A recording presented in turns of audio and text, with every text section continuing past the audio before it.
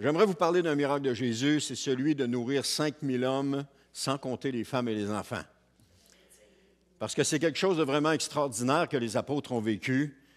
Ils ne savaient pas comment ça allait se passer, puis comment Jésus allait régler la situation, mais ils ont été, à mon avis, ils ont été agréablement surpris.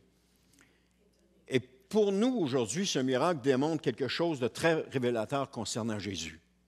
Parce que Jésus, à l'époque, les apôtres étaient vivants, mais aujourd'hui, il est encore vivant. Ce qu'il a fait avec les apôtres, il le fait aussi avec nous. Il est encore le même. La parole de Dieu nous dit qu'il est le même, hier, aujourd'hui, éternellement. Alors, on va voir ensemble ce miracle. D'abord, imaginons la scène. Les disciples reviennent, on voit ça dans Luc 19, là, les disciples reviennent d'une mission que Jésus leur a accordée. Il avait été envoyé dans des villages en Israël pour proclamer le royaume de Dieu, puis pour opérer des guérisons sur les gens. Il y avait le pouvoir et l'autorité de chasser des démons et de guérir des maladies. Imaginez-les.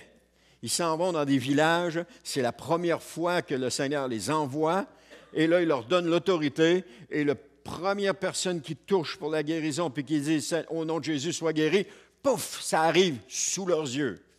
Imaginez, ils sont 2 à 2, là, ils se regardent « Hey, t'as-tu vu ça? » « Oui, j'ai vu ça. » On continue. Et puis là, il arrive quelqu'un qui est pris d'un démon, la même chose, il chasse le démon, et ça se passe encore. Imaginez leur joie. Imaginez-les après une journée comme ça, quand ils se sont couchés le soir. Moi, je pense qu'ils n'ont pas été capables de dormir. Ils devaient être excités au maximum. Parce que quand Jésus nous demande quelque chose, de faire quelque chose, et que nous le faisons, on vient tout excité à l'intérieur. Je ne sais pas si ça vous est déjà arrivé que le Seigneur vous demande quelque chose, et puis là, vous luttez avec la pensée de le faire. Vous dites, « Oh non, je ne le ferai pas. Oh non, je ne sais pas. Oh, je ne suis pas capable. Oh, je n'ai pas envie. » Mais à un moment donné, vous dites, « OK, Seigneur, je vais le faire. » La joie qui monte à l'intérieur de vous. Quand vous l'avez fait, le Seigneur vous demande de témoigner à quelqu'un, vous n'êtes pas sûr comment il va le prendre, etc., mais vous témoignez à ce quelqu'un-là, la personne accepte ce que vous dites, et là, vous retournez, là, « Oh, Seigneur! » Ah, c'est extraordinaire. Puis là, vous commencez à prier pour la personne. Continuez de la changer, de la bénir, puis continuez. Puis là, tout ce que vous cherchez, c'est une autre occasion pour pouvoir témoigner.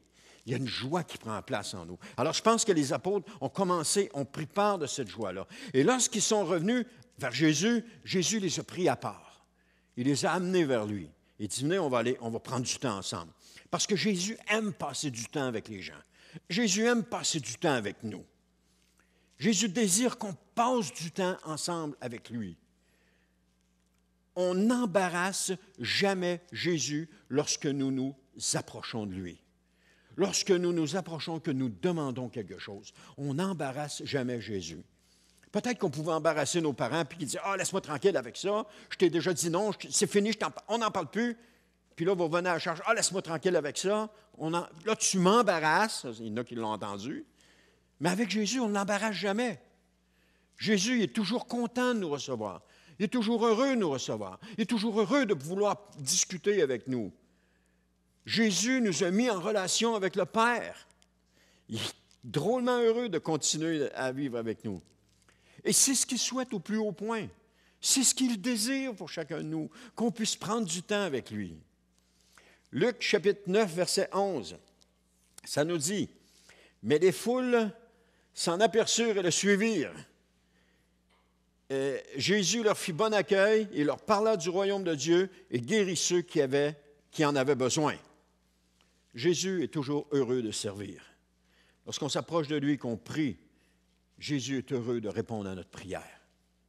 Il ne repousse jamais celui qui vient à lui avec son besoin. Des fois, des gens se limitent en disant « Ah, mais j'irai pas, Seigneur, ça ne vaut pas la peine que je t'en parle. » Ou bien non, ils se disent « Oh, ça ne vaut pas la peine que j'en parle au Seigneur, je vais endurer mon mal. » Ou je vais endurer la situation. De toute façon, je n'embarrasserai pas le Seigneur avec ça. C'est ça qu'on pense. C'est ça qui est à l'intérieur de nous. Mais ça, il faut chasser ça, ces pensées-là. Parce que Jésus, il n'est jamais embarrassé avec nos demandes.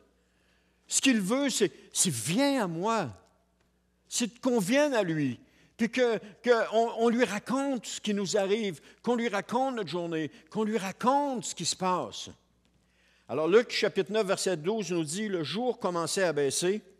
Alors les 12 s'approchèrent de lui et lui dirent, renvoie ces gens pour qu'ils aillent dans les villages et les hameaux des environs où ils trouveront de quoi se loger, se ravitailler, car nous sommes ici dans un endroit désert. Ils sont face à une impossibilité. Comment on va nourrir 5000 personnes? On n'a rien. On n'a rien. Puis si on allait dans le village acheter de la nourriture, il ne faudrait pas juste aller dans un village, il faudrait aller dans tous les villages environnants, puis c'est même pas sûr qu'il y aura assez de nourriture pour nourrir tout le monde. Jean-Baptiste disait dans Jean chapitre 3, verset 31, il dit « Qui vient d'en haut est au-dessus de tout. Qui est de la terre reste lié à la terre et parle des choses terrestres. Celui qui vient du ciel est au-dessus de tout. » Jésus voyait les choses d'un tout autre œil que ses disciples. Ses disciples avaient une perspective terrestre. C'est impossible. Jésus avait une perspective céleste. Tout est possible. Les disciples luttent avec cette pensée de dire « Non, ce n'est pas possible, on ne pourra jamais y arriver. » Jésus dit « Non, inquiétez-vous pas. Il n'y a rien d'impossible à Dieu. » Nous, on lutte avec cette pensée « C'est pas possible que ça se réalise. » Le Seigneur dit « Non, inquiète-toi pas.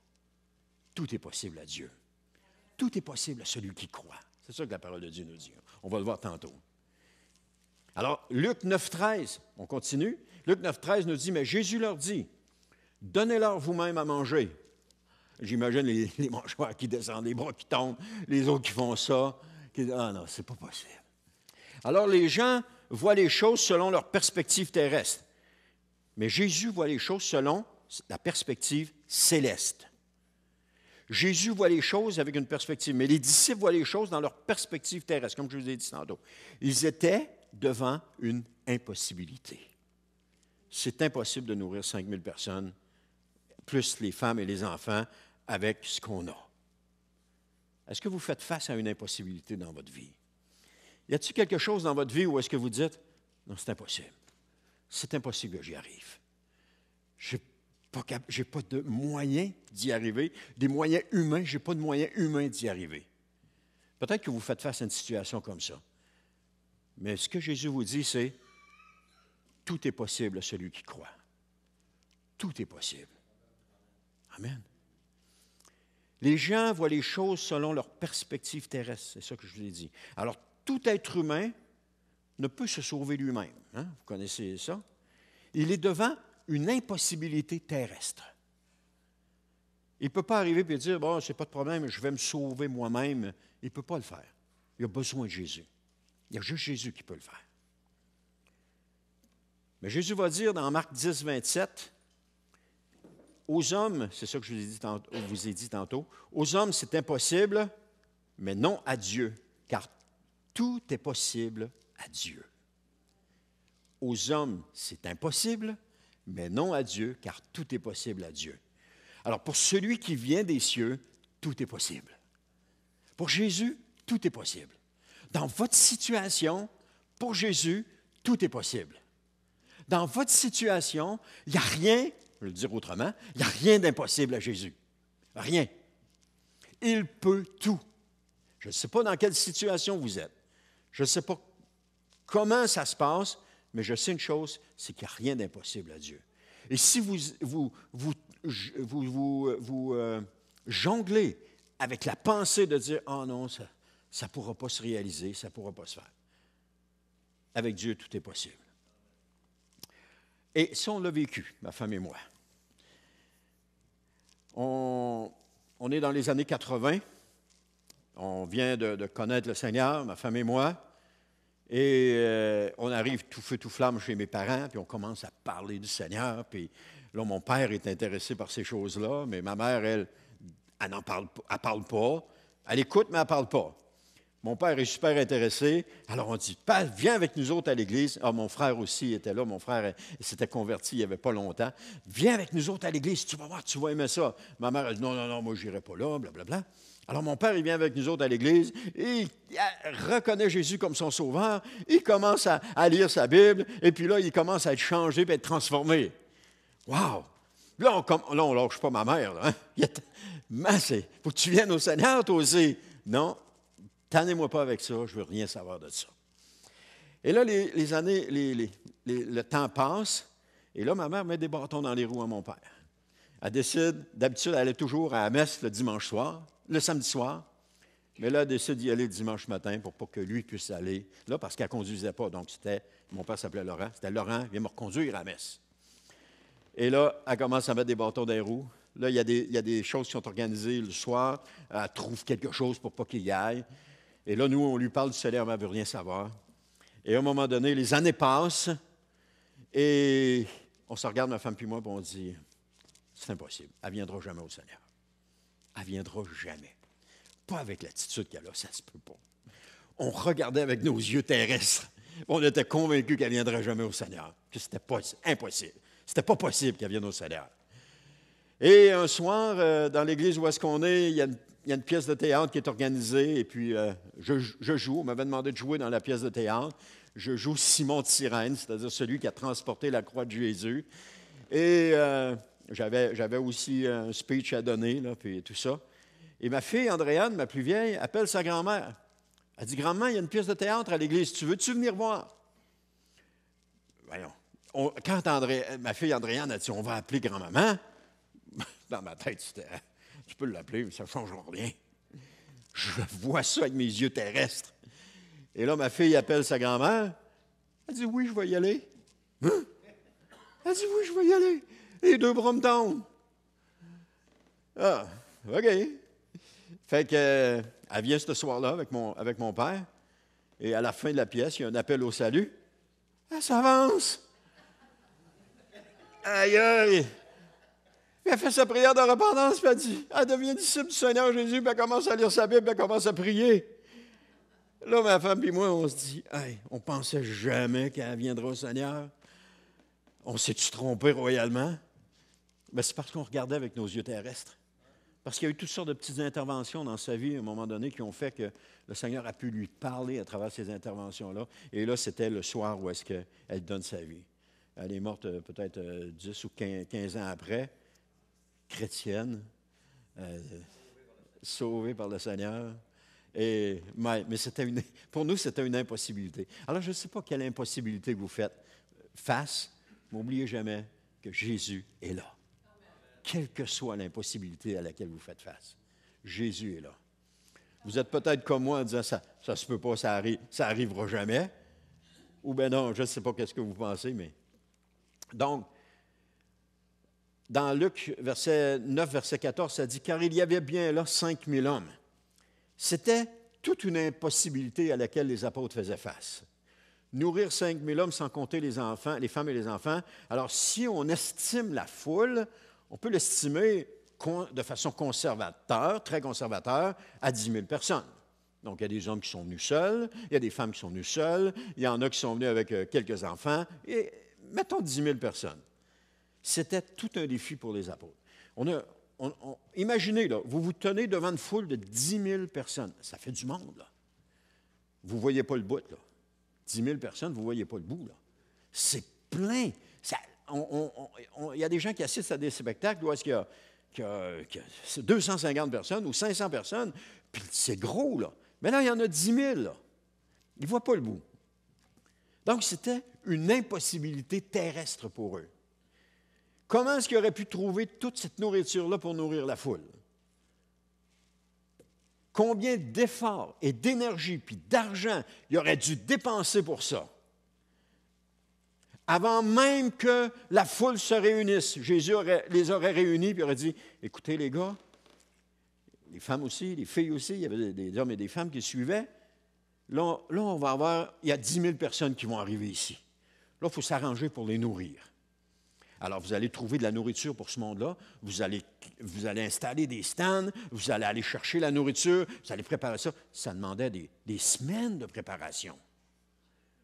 Tu ne fais pas ça en claquant des doigts comme ça. Ça prend des semaines et des semaines de préparation. Mais Jésus n'a pas fait ça. Donc, il arrive dans notre vie, un jour ou l'autre, on arrive dans notre vie un jour ou l'autre confronté à des situations humainement impossibles. Des situations où on se demande comment on va s'en sortir. Comment ça va se régler? J'ai un frère que je connais, ça doit faire 25 ou 30 ans qu'il est au Seigneur. Sa femme ne s'est jamais convertie, elle n'est jamais venue au Seigneur avec lui. Et à un moment donné, elle lui annonce non seulement qu'elle s'en va, mais qu'ils vont divorcer. Elle ne veut pas le suivre au Seigneur. Et là, lui est chez eux en train de réfléchir, qu'est-ce que je fais avec ça? Est-ce que je me prends un avocat? Je ne me prends pas d'avocat. Qu'est-ce que je fais avec ça? Il est devant une situation qui n'est pas facile pour lui. Sa femme, il l'aimait. Ils s'étaient mariés depuis je ne sais pas combien d'années. Il l'aimait, ils avaient eu des enfants ensemble, ils avaient toujours vécu ensemble. Et même le fait qu'il était chrétien, sa femme était restée, mais cette fois-là, elle a dit, c'est assez, moi je m'en vais. Et là, il est confronté à cette situation-là, il se demande qu'est-ce qu'il va faire. Et c'est là que le Seigneur lui parle à travers sa parole. Parce que vous savez, Dieu parle à travers la parole initialement. Initialement. Attention à nos sentiments. Attention aux sentiments qu'on peut avoir. Alors, Dieu lui parle à travers la parole, puis lui dit que Jésus est son avocat. Et là, lui, il part avec ça en disant, « OK, Seigneur, si tu es mon avocat, je n'ai pas besoin d'avocat pour régler la situation. Je vais aller en cours, puis je vais régler ça par moi-même. » Le Seigneur dit, « Inquiète-toi pas, car je vais être avec toi. » Et tout s'est bien passé. Alors qu'il est là face à une situation où est-ce qu'il y aurait eu besoin de quelqu'un pour l'accompagner, c'est une personne qui est non chrétienne, qui ne comprend rien à la vie chrétienne, qui ne comprend rien à la situation chrétienne dans laquelle il est. Elle connaît les situations des divorces, tout ça, elle connaît ça, mais sa situation chrétienne à lui, elle ne connaît rien de ça. Et là, lui, il est dans cette impossibilité-là. Et toutes les choses se sont bien passées. Le Seigneur a pris les choses en main avec lui. Alors, mon point ce matin, c'est que si vous êtes dans une impossibilité, n'hésitez pas à demander au Seigneur. N'hésitez pas à demander à Jésus. N'hésitez pas à aller le voir et à lui dire, « Seigneur, j'ai besoin de toi. Parce que là, je suis dans une impossibilité. Je ne sais pas comment je vais régler ça. Je ne sais pas comment ça va se régler. Je ne sais pas ce que je vais faire avec ça. » Et Jésus va prendre les choses en main. Comme il a fait avec les disciples. Il a pris les choses en main. C'est ce qu'on va voir dans la suite. Jésus va dire à ses disciples, faites-les asseoir par groupe de 50 personnes. Assis en groupe de 50 personnes, ça représente 200 groupes de 50 personnes pour faire 10 000. Et cette solution que Jésus leur propose, cette solution, elle s'appelle Jésus. Dans Luc 9, 14, il va dire, faites-les asseoir par groupe de 50 personnes. Alors, les apôtres ont obéi. Vous vous souvenez des noces de Cana? Jésus dit, remplissez ces jarres et allez porter le vin à l'ordonnateur. J'imagine les serviteurs. OK. J'imagine qu'est-ce qu'ils disaient, là. Parce que là, ils ne connaissent pas Jésus. Ils s'en vont avec des cruches d'eau, puis ils sont là en train de remplir. Je me demande pourquoi est-ce qu'on fait tout ça. Qu'est-ce que ça va donner qu'on fasse tout ça? Donne-moi un autre qu'on la remplisse. Ah, ça achève-tu, là? Non? On fait ça pour rien, c'est certain. Et là, Jésus dit, OK, puisez et allez le porter à l'ordonnateur. Ah non, c'est pas vrai. C'est de l'eau. On a mis de l'eau. Ah, moi, c'est sûr que je suis viré. C'est sûr qu'il va me virer. C'est sûr que je suis renvoyé. Puis jamais on va pouvoir faire des services dans les mariages. Je suis fini. Et il a fait pareil. Et là, l'ordonnateur, vous connaissez l'histoire, quand l'ordonnateur a pris le vin, c'était le meilleur qu'il avait jamais eu. C'était le meilleur. Peut-être que vous êtes dans cette impossibilité-là, puis vous ne savez pas ce qui va se passer. Et puis là, vous dites, « OK, Seigneur, je te fais confiance. » Mais là, le Seigneur vous fait faire des affaires qui n'ont pas rapport, qui n'ont pas de sens.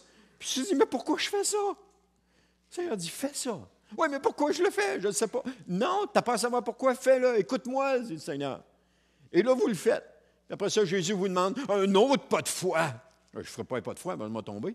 Il vous demande un autre pas de foi. Et là, vous dites, ben, ça n'a pas de bon sens que je fasse un pas de foi de même. Seigneur, regarde tout ce que tu m'as fait faire, ça rime à rien. Et là, le Seigneur vous demande un autre pas de foi. Mais finalement, vous avez confiance au Seigneur, vous aimez le Seigneur, vous croyez en Jésus, puis vous dites, OK, Seigneur, je vais le faire, le pas de foi. Je vais le faire. Mais demande-moi plus une affaire de même, c'est la dernière fois. Et là, le miracle se produit. Le miracle dans votre vie se produit. Les choses s'arrangent, les choses se règlent. Et vous dites, après, vous dites, Seigneur, donne-moi-en d'autres. J'en veux d'autres. La minute d'avant, vous dites, donne-moi-en plus. Puis la minute d'après, donne-moi-en d'autres. On est comme ça. On est comme ça. Mais Jésus, lorsqu'il nous demande quelque chose, lorsqu'on est dans une situation, c'est pour développer notre foi. Faire confiance à Jésus. S'attendre à lui. Marcher dans ce qu'il va nous demander de faire, même si ça n'a pas de sens. Pour nous, quand Jésus a dit « faites-les asseoir », oui, mais ça donne quoi de les faire asseoir, Seigneur? On n'a rien. On n'a rien. Ça donne quoi? Mais faites-les asseoir. Quand Jésus parle, on obéit. Quand Jésus nous dit quelque chose, on obéit. Parce que quand Jésus parle, ce n'est pas pour rien, il y a quelque chose pour nous. Il y a un miracle pour nous. Alors, face à une situation impossible, Jésus nous demande toujours un pas de foi. Tout le temps. Et vous en avez entendu, hein? Aux noces de Cana que j'ai dit tantôt, Jésus a demandé un pas de foi au serviteur. À l'officier qui venait pour la guérison de son serviteur, Jésus lui a demandé un pas de foi. Le pas de foi, c'est rentre chez vous, ton serviteur est guéri. Alors, Seigneur, je n'ai pas de preuve. Je n'ai pas de preuve. Tu ne m'as pas donné de preuve. Je veux une preuve comme de quoi il est guéri. Moi, je ne retourne pas chez nous. J'ai 2 jours de marche. Puis s'il n'est pas guéri, moi, tu es obligé de revenir. Ça fait 4 jours de marche. Je vais te crever. Non. Rentre chez vous, ton serviteur est guéri. Le serviteur, il est parti. Il a accepté la parole de Jésus. Il est parti. Il est rentré chez eux. Et pendant qu'il descendait, d'autres serviteurs de sa maison montaient. « Hey, tu sais pourquoi ton fils est guéri? » Il dit « À quelle heure ça s'est passé? » À peu près vers cette heure-là. « Oh! » C'est en plein le moment où Jésus me dit de rentrer. Amen. Jésus ne répond pas à notre besoin. Là, vous dites, ouais, là, pasteur, t'exagères. Il répond à notre foi. C'est à notre foi qu'il répond. Va, qu'il te soit fait selon ta foi. C'est quoi vous désirez? C'est quoi que vous vous attendez du Seigneur dans la situation dans laquelle vous êtes? Qu'est-ce que vous souhaitez qu'il fasse dans votre vie? Va, ta foi t'a sauvé, ta foi t'a guéri, ta foi t'a rétabli, ta foi t'a arrangé les choses. Qu'est-ce que vous souhaitez? Des fois, on est dans une situation, puis on cherche pas de solution. On est juste là en train de se plaindre, en train de se demander pourquoi on est là, qu'est-ce qu'on fait là, pourquoi ci, pourquoi ça. Jésus va toujours répondre à notre foi. Il le fait aussi avec la femme syro-phénicienne. Il le fait avec la femme qui avait une perte de sang. Elle ne lui a rien demandé. Il faut le faire, là. Elle dit, si seulement je peux toucher son vêtement. Et elle avait la foi que si elle touche son vêtement, elle va être guérie. Elle avait cette foi-là, parce qu'elle avait tout essayé auparavant. Peut-être que vous avez tout essayé, puis qu'il n'y a rien qui a marché. Faites confiance à Jésus. Alors, Jésus, ici, ce qu'il demande à ses disciples, c'est un pas de foi. Et il nous demande toujours de lui faire confiance d'abord. On doit toujours lui faire confiance d'abord. C'est ça la foi. Et lorsque nous savons que rien n'est impossible à Dieu, alors on peut lui faire confiance. On est certain qu'il va arranger les choses. Parce qu'il n'y a rien d'impossible à Dieu. On peut être sûr à 100%. Alors, tous les exemples qui sont rapportés dans la parole de Dieu à propos de ce que Jésus a fait sont des exemples crédibles qui nous permettent de croire que Jésus va le faire aussi dans notre vie et qu'on n'a pas à douter. La parole de Dieu, c'est important. Lisez-la. C'est le livre de foi. Il va vous remplir de foi. Les pages, lisez les pages et notez les passages qui vous parlent, que le Seigneur est en train de vous parler. Et vous allez voir combien il va vous parler sur votre situation. Fais ceci, fais cela. Ça va être clair. Ce ne sera pas une question de sentiment. « Ah, j'ai à cœur de faire ceci. » Ça, c'est un sentiment. Si ça ne vient pas de la parole de Dieu, c'est un sentiment. Ou bien non, j'ai pensé qu'on pourrait faire ça. C'est juste une pensée, là. C'est juste là, là. Si ça ne vient pas de la parole de Dieu, c'est rien qu'une pensée. Et vous savez qui intervient dans nos pensées? Hein? Je vous parle par expérience. J'en ai eu des pensées. J'en ai eu. Mais c'est toujours ce qui a été dit dans la parole de Dieu qui a fait la différence. Dieu parle, je l'ai dit tantôt, Dieu parle initialement dans sa parole et ensuite il confirme à travers des situations externes. Jamais il nous parle dans notre cœur puis qu'il confirme par des situations externes. Si ça arrive, vous êtes une pente glissante. Mais lorsqu'il parle dans sa parole, ensuite il confirme, vous êtes sur la bonne voie. Ça m'est arrivé tellement souvent où est-ce que Dieu parle une chose, et là tu arrives à l'Église, le pasteur parle la même chose dans sa prédication. Vous rencontrez quelqu'un, vous discutez avec, il vous parle de la même chose. Là, tu te dis, oh, là, ça fait 2 fois, là. Seigneur, es-tu en train de me parler? Au début, tu le reçois, mais à un moment donné, tu te demandes au début si le Seigneur est en train de parler, mais après un certain temps, tu n'as plus de doute que Dieu est vraiment en train de te parler. Après ça, vous pouvez regarder un film, qu'importe, et tout à coup, Dieu, le Saint-Esprit vous saisit dans ce film-là, et tu te dis, ah Seigneur, c'est vraiment toi qui es en train de me parler. Il n'y a plus de doute, il n'y a pas de doute. Quand ça vient de notre cœur ou de nos pensées, il y a toujours un doute qui est là, tout le temps. Luc 9, verset 15. C'est ce qu'ils firent. Ils installèrent ainsi tout le monde. Donc, les apôtres ont obéi. 50 groupes de 200 personnes. Ils les installent. Ils ont confiance à Jésus. Puis ils savent qu'il va faire un miracle, mais ils ne savent pas comment. Si vous faites ce que Jésus vous demande, vous savez qu'il va y avoir un miracle dans votre vie, mais vous ne savez pas encore comment. Mais vous savez qu'il va y avoir un miracle dans votre vie. Lorsque Jésus nous demande un pas de foi, nous devrions faire un pas de foi. De faire ce pas de foi. De ne pas hésiter à le faire. C'est sûr, au début, on est craintif, on hésite. Mais quand on vient qu'à connaître Jésus, on le fait. Et je prends toujours l'exemple. Je prends Abraham, lorsque ça a été le temps d'offrir son fils en sacrifice, il n'a pas hésité longtemps. Hey, c'est le fils de la promesse, là.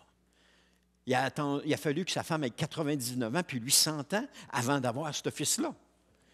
Seigneur, tu ne peux pas m'enlever Isaac, c'est la promesse que tu m'as faite. Eh non. Le Seigneur dit, tu m'offres ton fils Isaac en sacrifice. Ça veut dire que tu tues Isaac. Là. C'est le fils de la promesse, tu le tues, il n'aura plus de promesse, parce que Sarah, là, ne pense pas qu'elle retombe enceinte. Là. Tu le tues, c'est fini. Et là, Abraham, il n'a pas fait ni un ni l'autre. Il connaissait tellement son Dieu. Il avait appris avec Dieu à travers toutes les épreuves qu'il avait passées. Il connaissait tellement son Dieu. Il savait que Dieu allait pourvoir aux besoins. Il savait que Dieu ne permettrait pas qu'Isaac soit supprimé sur un autel de sacrifice. Il le savait. Mais il a obéi. Il a ramassé le bois, ramassé le feu, il a chargé ça, puis il a dit, viens-t'en, on s'en va. Et Isaac, en montant, il dit, pas, il y a de quoi qui ne va pas. Ouais, qu'est-ce qui ne va pas? Tu as le bois, tu as le feu, mais il n'y a pas de sacrifice. Qu'est-ce qu'Abraham a dit? Inquiète-toi pas, Dieu va pourvoir. Il avait tellement confiance en Dieu que Dieu allait pourvoir. Dans la situation que vous êtes, Dieu va pourvoir. Et la situation dans laquelle on est, Dieu va pourvoir. J'en suis convaincu. Dieu ne ment jamais. Il ne faillit jamais. Ce qu'il fait, il le fait, et puis c'est toujours pour sa gloire qu'il le fait. Tout le temps. Luc 9, 16. Alors Jésus prit les 5 pains et les 2 poissons. Il leva les yeux vers le ciel, prononça la prière de bénédiction, puis il les partagea et donna les morceaux aux disciples pour qu'ils les distribuent à la foule. C'était facile pour Jésus de le faire, mais une impossibilité pour les apôtres. Est-ce que vous voyez, là? Facile pour Jésus. Il fait la prière, il lève les yeux au ciel, fait la prière de bénédiction, et puis, allez-y, distribuez-les. Facile pour Jésus. On nourrit 10 000 personnes facilement. Mais les apôtres, ils étaient devant une impossibilité. Et toute personne qui fait face à une impossibilité devrait savoir que pour Jésus, ce n'est pas une impossibilité. Dans votre vie, ce n'est pas une impossibilité, ce que vous vivez maintenant. Jésus a une solution pour chaque impossibilité à laquelle on fait face. Chacune. Il y a une solution pour chaque impossibilité dans laquelle nous sommes présentement. Il y a une solution. Il faut juste lui demander. Parce que Jésus veut faire un miracle dans ta vie maintenant. Il veut accomplir un miracle dans ta vie maintenant. Mais il veut juste que tu lui demandes. Il veut juste que tu t'arrêtes et que tu lui demandes. Il te demande juste un pas de foi. Un petit pas de foi. Amen. Il veut juste que tu lui demandes, contrairement aux autres fois, que tu lui demandes avec foi. Des fois, on lui demande des choses, mais on doute. On n'est pas sûr.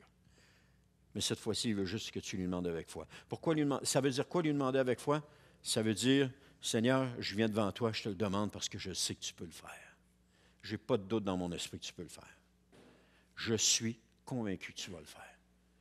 Et non pas d'arriver à Jésus et de dire, oh Seigneur, je te le demande, mais si c'est ta volonté, si tu veux bien, mais je ne suis pas sûr que tu vas le faire, mais si tu veux, peut-être. Non. Seigneur, je sais que tu vas le faire. La seule chose qu'on ne sait pas, c'est quand puis comment. Mais on sait qu'il va le faire. Le quand puis le comment, ça lui appartient. Alors, quand ça va arriver, ça va arriver. Mais à partir de là, quand on a donné notre besoin à Jésus, on n'a plus à craindre, on n'a plus à avoir peur, on n'a plus à être inquiet de quoi que ce soit. On lui a donné, on dit, Seigneur, OK, je te laisse. Mais Jésus va demander un pas de foi. N'oubliez jamais ça. Il va toujours vous demander un pas de foi. Il faut être prêt à faire le pas de foi. Vous savez, le film Indiana Jones, il y a un bel exemple dans ce film-là par rapport au pas de foi. Où est-ce que le gars est sur le bord de la falaise, et puis il faut qu'il traverse l'autre côté, puis il faut qu'il mette le pied dans le vide, puis qu'il se laisse aller. Si je me laisse aller, je vais tomber. Il met le pied, puis en mettant le pied, il y a une roche qui apparaît. Oups. Et il met le deuxième pied, puis il y a une roche qui apparaît. Qu'est-ce qu'il a fait après? Il s'est mis à courir. Mais la décision de mettre le premier pied, ce n'était pas évident.